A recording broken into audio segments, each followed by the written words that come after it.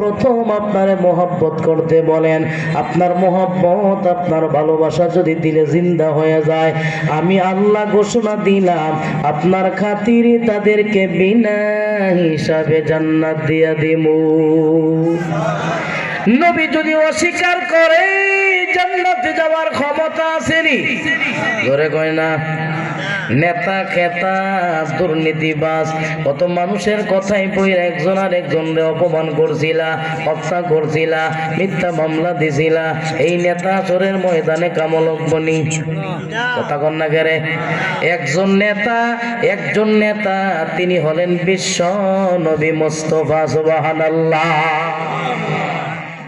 বিচারপতির কাছে যাইতে হইলে উকিলের দরকার আছে না নাই?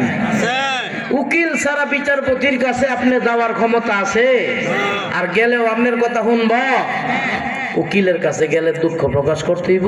উকিল কইব, ও বিচারপতি সাহেব, এর এই আমল নামা এই আছে, যদি আপনার দয়া মর্জি হয় মাফ করে দিতেন।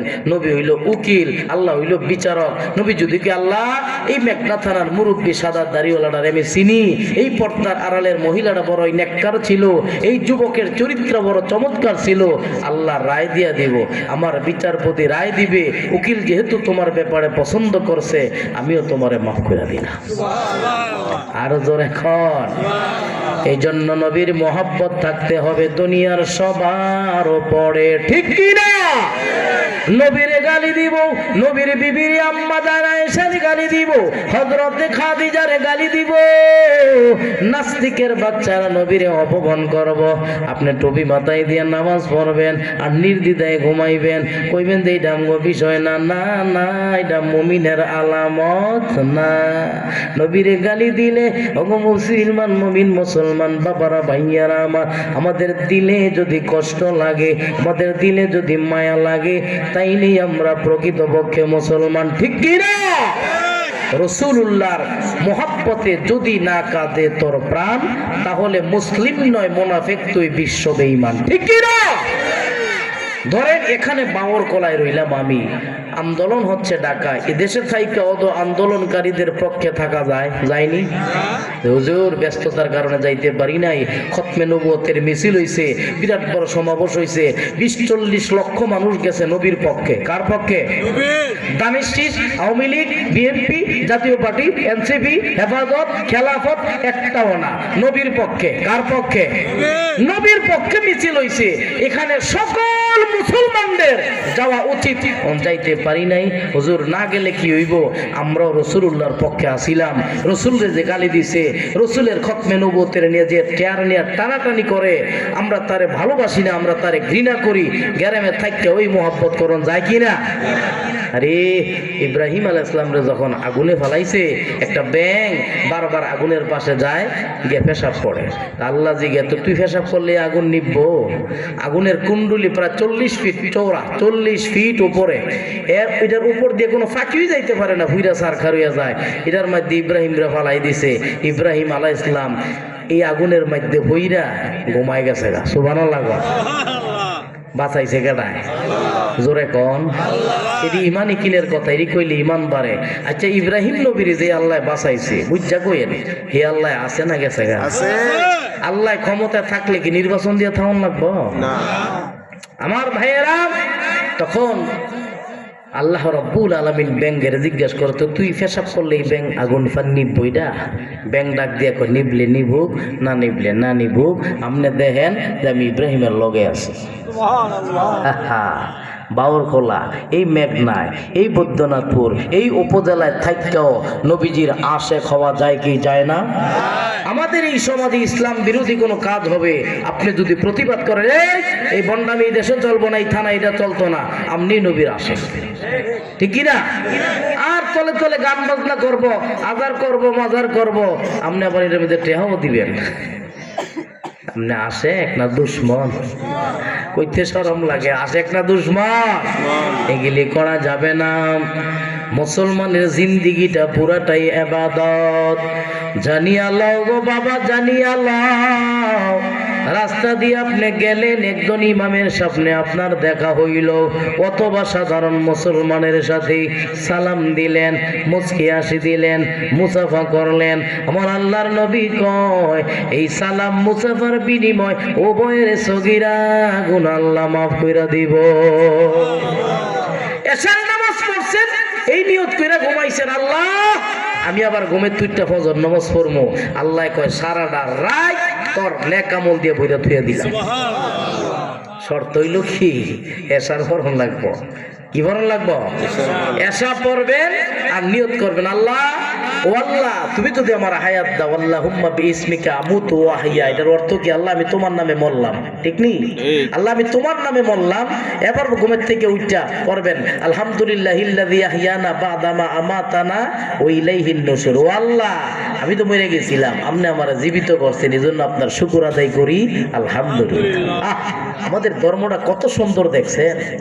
এই যে সারা রাত আপনি ঘুমাইলেন, এমনি ঘুমান নাই, এমনি ঘুমান নাই, চারজন ফেরেশতা দিয়া সারা রাত আল্লাহ আপনারে পাহারা দিছে। সুবহানাল্লাহ কইতেন না? আমার ভাইয়ারা বাবারাম, নবীজির কাছে দিন শিখতে যাইতো সাহাবারাও। একজন সাহাবা, তার নাম হইল পাররা, তার ছেলের নাম হইল তলহা। তলহার বয়স ছিল মাত্র 8 বছর। জোরে কোন কয় বছর? আরো জোরে কোন। সন্তানরে ঘরের ভিতরে রাইখা নবীজির দরবারে যায়। সারাদিন থাকার পর বিকাল বেলা যখন আসে গো, খেয়াল করে শুনবেন বাবারা, লম্বা জোড়া করতাম না। সন্তান ডাক দিয়া কয়, বাবা গো তুমি সারাটা দিন কই ছিলা?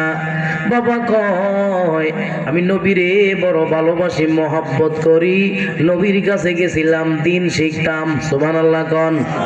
আমাদের এই বাওরখোলা মিজানিয়া নুরানিয়া মাদ্রাসায় দিন শিক্ষা দেওয়া হয় কি হয় না? মারহাবা কোন। এই মাদ্রাসা সহ এলাকার যত মাদ্রাসা আছে আল্লাহ সবাই মার্কাজ বানায় দেন। জোরে কোন আমিন। আর কেন যাও? বাবা রে নবীর কাছে গেলে আমার ভাল লাগে, এই জন্য আমি নবীর কাছে যাই, নবীরে ভালোবাসি। ছোট্ট বাচ্চা ডাক দিয়া কয়, তুমি যেমন নবীরে ভালোবাসো আমিও ভালোবাসি বাবা। আবার যদি আপনি চরমনের দরবারে যান, উজানির দরবারে যান, নানুপুরের দরবারে যান, তা আমারও লইয়া যায়। আচ্ছা ঠিক আছে, তাই যাবো নে। এরপরে রাসূলুল্লাহর দরবারে যাইব। কয় যাবি? নবীজির দরবারে যাবি? আমাদের দেশে সাধারণ একজন পীর সাহেব আইলে আমরা নাতিভূতি হয়ে যাই না, দেখ হুজুর আছে, বালা হুজুর দেখে যা, হইনি?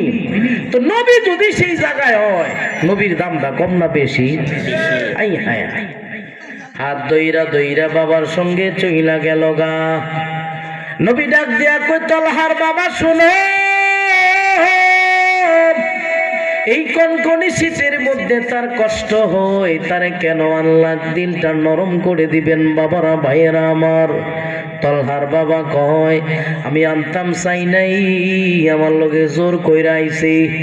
তলহা ডাক দিয়া কয়, নবী গো এই কথা কেন কইলেন? আমি কি আমার বাবার চাইতে আপনারে কম ভালোবাসিনি? সুবহানাল্লাহ। मोहब्बत ए अजीब शय है, ना जेने देते हैं ना मरने देते हैं। এটা একটা যন্ত্রণার নাম। এই যন্ত্রণায় কেউ সফল হয়ে যায়, আবার কেউ ব্যর্থ হয়ে জীবন শেষ হয়ে যায়গা। নবী কয় তুমি মোহব্বতের কি বুঝবা? নবী গো আপনি কি বুঝাইতে চান? কয় তুই আমারে ভালোবাসস না তোর বাবারে? কয় না না আমি আপনারে বেশি ভালোবাসি। কয় কথা ঠিক থাকবো নি? কয় হ, পরীক্ষা কর্ম করেন। এই যে তলোয়ার দিলাম, তোমার বাবা যাইব সামনে সামনে, পিছনে পিছনে তুমি যাইবা, তোমার বাবারে তুমি একটা আঘাত করবা, পারবানি? কয় পারমু। কয় দেখা যাইব। কয় আপনি দেখেন, খেয়াল করবেন ভাইয়েরা, বাউর খোলার মানুষেরা, এই ছেলেটার কাছে তলোয়ার দিল হাবিবুল্লাহ। নবী তলোয়ার দিয়া কই, যা যা তোর বাবার একটা কোপ দিয়া মাথা থেকে দেহ আলাদা করবি। কয় কেউ ফিরাইতে পারবো না। দৌড়ায় গেছে গা। এমন প্রিপারেশন নিল, প্রস্তুতি গ্রহণ করল, মনে হয় তারে আঘাত করব। নবী ডাক দিয়া কয়, না না না, সন্তান দিয়া পিতাকে হত্যা করার জন্য আমি নবীরে আল্লাহ পাঠায় নাই, অথচ আমি নবী মা বাবার খেদমত সেমনে করব সেই আদেশ দেই। আসো তলহায় আসো,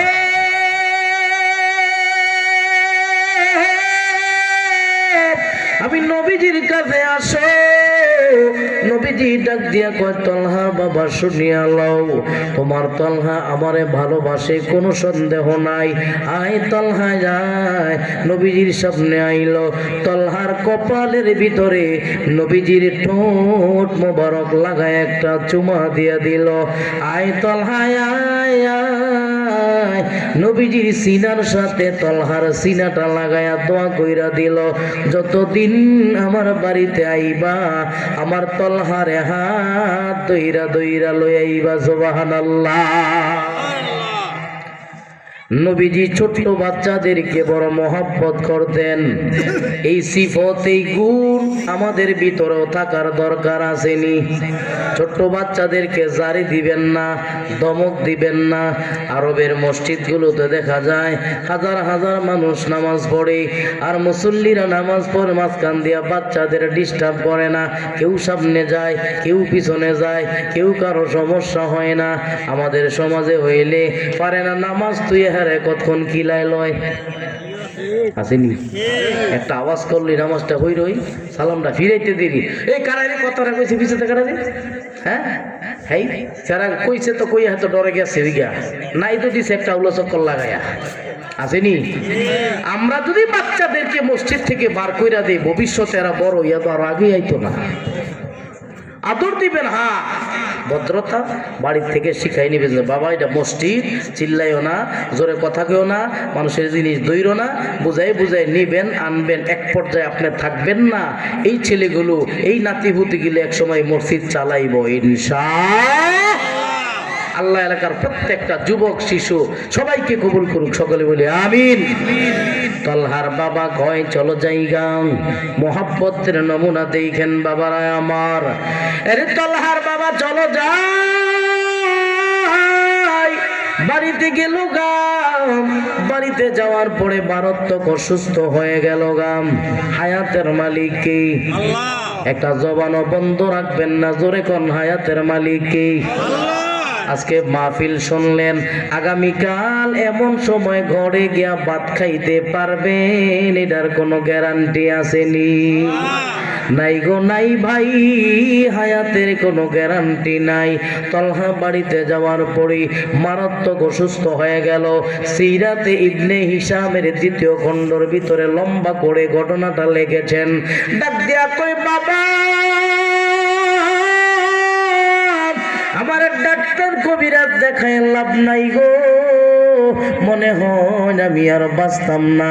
আচ্ছা বলেন তো, কোন সন্তান যদি বাবারে কয় আমারে মাফ কইরা দিয়ে আমি আর বাঁচতাম না, আচ্ছা বাবার দিলে মায়া লাগবো নি? জোরে কোন। কোন সন্তান যদি মারে ডাক দিয়া কয় মা ও মা,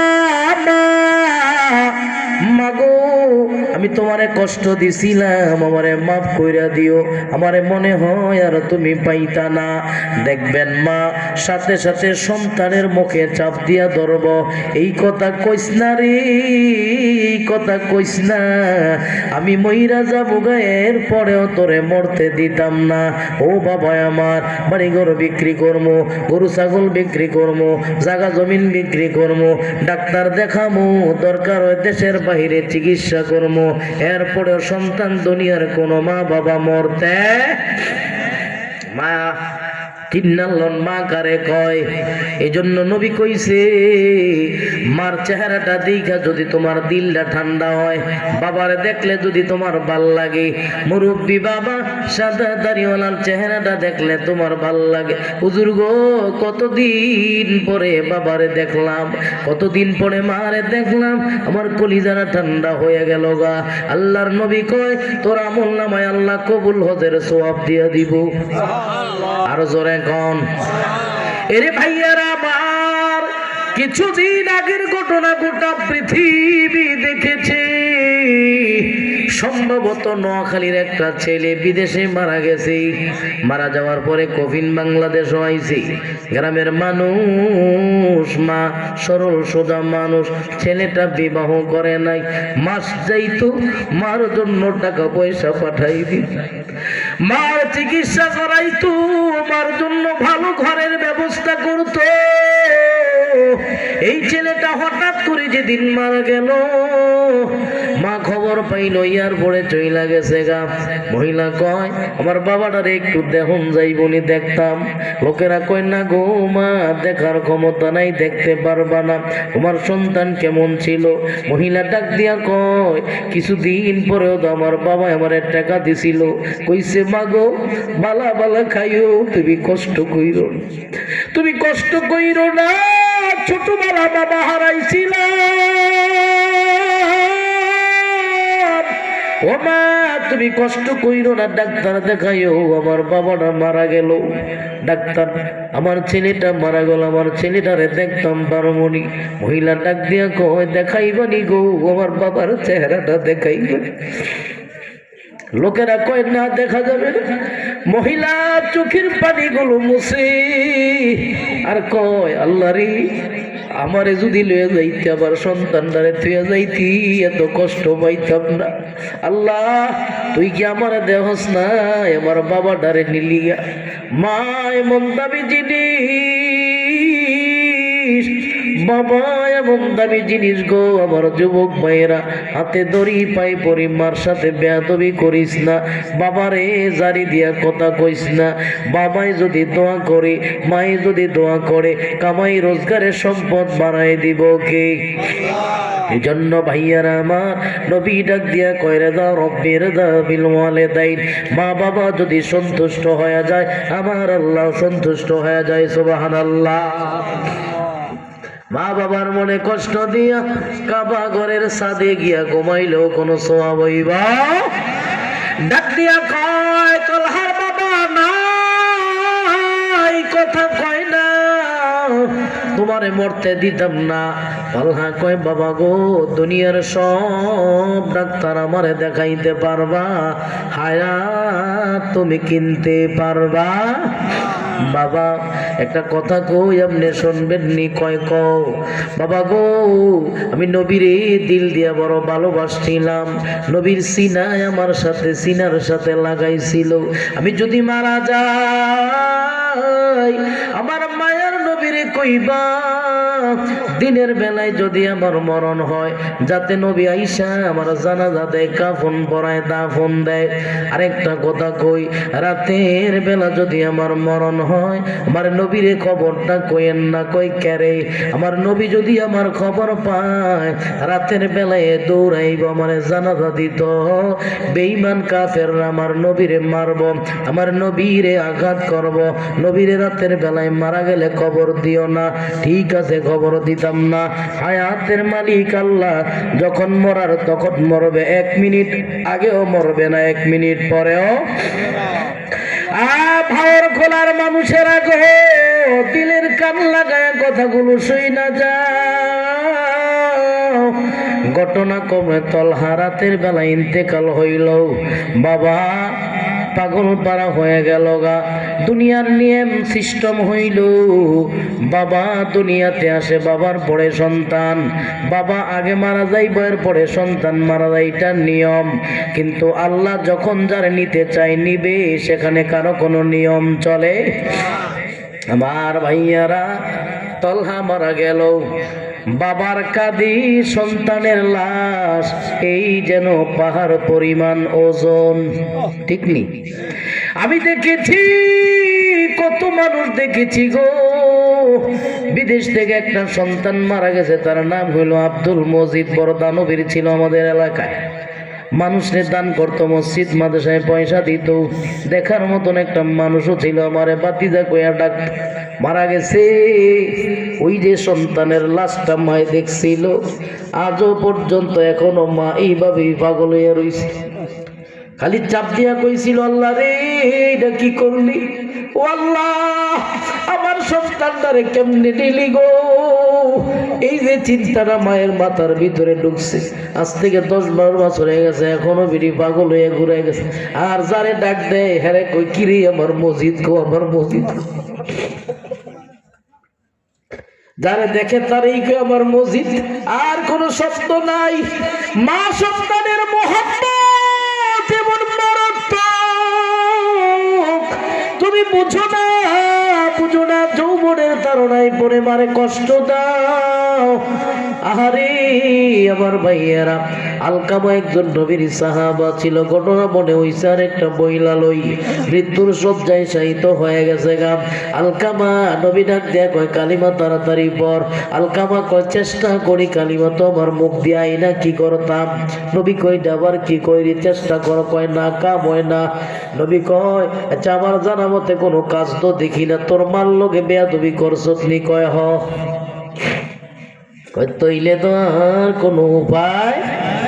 হযরতে দুইজন সাহাবা সালমান এবং আবু বকর দুইজনে পাঠাইছে তার মার কাছে গিয়া কইও তোমার সন্তান রে মাফ না করলে জাহান্নামে যাইব। দৌড়ায় গেছে গা। ও আলকামার মা, তোমার সন্তান মৃত্যুর শয্যায় শায়িত, তাড়াতাড়ি তুমি তারে মাফ করো নাইলে কালিমা নাজিল হইতো না। ওই মহিলা কয় না না আমি আরে মাফ করতাম না। কয় কেরে? এই বউয়ের কথা হইনা আমারে কষ্ট দেয়। এই সমাজে হাজারো যুবক আছে এই কাম করেনি। তুমি বিবিরে মহব্বত করবা ভালো, কোথায় তা তোর নিষেধ নাই, কিন্তু মারে কষ্ট দেওয়ান যাইবা। এ ভাইয়ারা আমার, আলকামার মা ডাক দিয়া কই যাও গো, আমি তারে ক্ষমা করতাম না। এরে ভাইয়ারা আমার, নবী ডাক দিয়া কই কিরে এখন কি হয়ে গেল? তুই কেমনে জান্নাত পাবি আমার লগে না রইলি?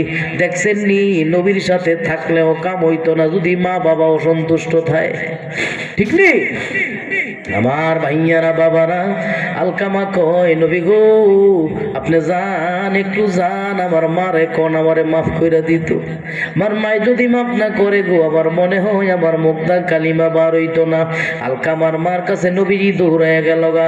আলকামার মা, তোমার সন্তানটারে তুমি মাফ কইরা দাও, আর নাইলে কালিমা পড়তে পারতো না।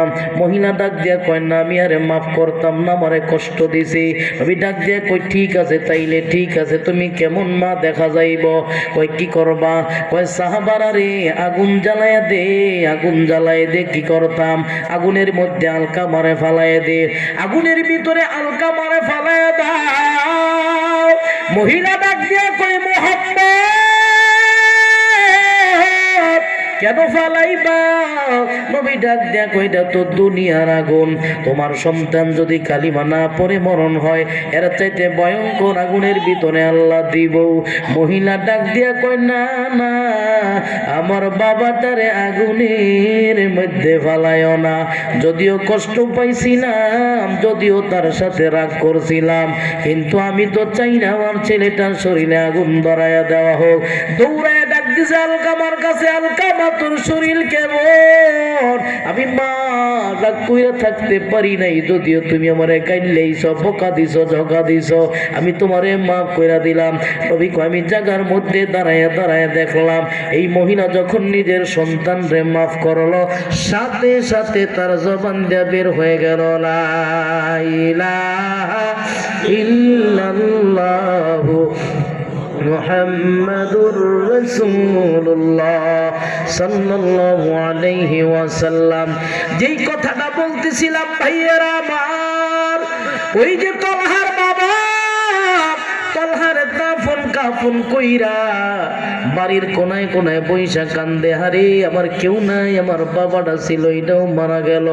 আমার ভাইয়েরা দেখবেন আমাদের মা বাবা ভাই বন্ধু আত্মীয় স্বজন মারা গেলে 2-4 দিন মনটা বড় খারাপ লাগে, লাগেনি? লগের লোকেরা যদি কয় কিরে কথা কস না কেন, হ্যাঁ কইব কি হইল আমি বুঝলাম না, এমন সুস্থ মানুষটা আমার বাপটা এইভাবে মরে যাইব আমি বুঝতাম পারি নাই। আমার মা সাধারণ সুস্থ ছিল না রে, কেমনে মরে গেল জায়গাটা মাথার থেকে ফালাইতে পারি নাই। তলহার বাবাও গুন গুন কইরা চোখের পানি ফালায় কান্দে, এটা কি হইল? আমি নবীর কাছ থেকে আইলাম, আমার ছেলেটা অসুস্থ হয়ে গেল গা, নবীর বাড়িতেও যায় না। 40 দিন পরে নবীর কাছে গেছে। নবী ডাক দিয়া কয়, তলহার বাবা, তলহা গো, তুমি আইলা আমার তলহারে আনলা কেন? নবী চোখের পানি ফালায় কান্দে নবীর সামনে। তলহার বাবা কেন কান্দ? আপনার কাছ থেকে যাওয়ার পর আমার ছেলেটা অসুস্থ হইল, আমার বাবা তলহা মারা গেল। নবী কইটা কি কয়? আমার এদি খবর দিলা না? খবর দিতে চাইছিলাম গো, আমার ছেলে তলহা কইছে রাতের বেলা যদি মরণ হয় আপনারে খবর না করতাম, দিনের বেলা মরণ হইলে আপনারা খবর দিতাম, দাফন কাফন করবেন। নবী গো, ঘটনাক্রমে আমার ছেলেটা রাতেই মারা গেল। নবী কই কই তারে কবর দিছ? কই বাওয়ার খোলা পশ্চিম পাড়া একটা বাঁশের ছান কবরস্থানে দিলাম। নবী কয় চল আমারে তাড়াতাড়ি লয়া চল, আমি না তারে বড় ভালোবাসছিলাম, মোহাব্বত করছিলাম। নবী কবরের পাশে দাঁড়াইয়া চক্ষু বন্ধ কইরা ডাক দিয়া আল্লাহ, আমার বাতিনি চক্ষু দিয়ে আমার তলহারে দেখাইবানি গো। আল্লাহ রাব্বুল আলামিন নবীজিকে ক্ষমতা দিলেন। নবীজি তলহারে এক নজর দেখলো, মুস্কি হাসি দিল। তলহার বাবা কয়, আমার বাবারে কেমন দেখছেন নবীজি? তাড়াতাড়ি কন। আমার দয়াল নবী ডাক দিয়া কয়, আমি তলহারে বড় মোহাব্বত করতাম, তলহা আমারেও মোহাব্বত করত, এজন্য আমার তলহারে আমার আল্লাহ জান্নাতের সবুজ পাখি বানায় রাখছে। সুবহানাল্লাহ। এই জন্য ভাইয়েরা বাবারা আমার, হায়াতে জিন্দিগিতে যে হোক আর না হোক নবীরে কষ্ট দেওয়ান যাইবা, ওই কাজ বেশি করব। এই কাজ করলে আমার মায়ার নবী কামলেওয়ালা খুশি হয়ে যায়। ওই কাজ ছেড়ে দিব যেই কাজ ছেড়ে দেওয়ার জন্য নবী আদেশ করেছেন। ইনশাআল্লাহ পর্যন্ত জীবন জিন্দিগি যেমন চলুক, মৌতের শেষ লগ্নে যদি জবানে কালেমা জারি করতে চাই, হায়াতে জিন্দিগি রসুলের মোহাব্বত দরকার আছে না নাই? আরো জোরে করে আছে না নাই? একজনকে সালাম দিলেন, নবীজির মোহাব্বত। এতিমখানায় 10টা টাকা দান করলেন, মোহাব্বত। কবরস্থানে 20টা টাকা দান করলেন, মোহাব্বত। মসজিদের দান বাক্সের ভিতরে 10টা টাকা দিলেন, এটা মোহাব্বত। ঠিক কিনা? আল্লাহ তাআলা আমাদের সবাইরে নবীজির আশিক বানায় দেখ, সকলে বলে আমিন। আমার ভাইয়েরা, এই যে বাওয়ারখোলা মিজানিয়া নুরানিয়া হাফিজিয়া মাদ্রাসাটা আছে, আপনারা চিনেননি? চিনেন না মাদ্রাসাটা? আলহামদুলিল্লাহ, ভিতরে চমৎকার পরিবেশ, যদিও একটু ভিতরে পড়ে গেছে গা মাদ্রাসা।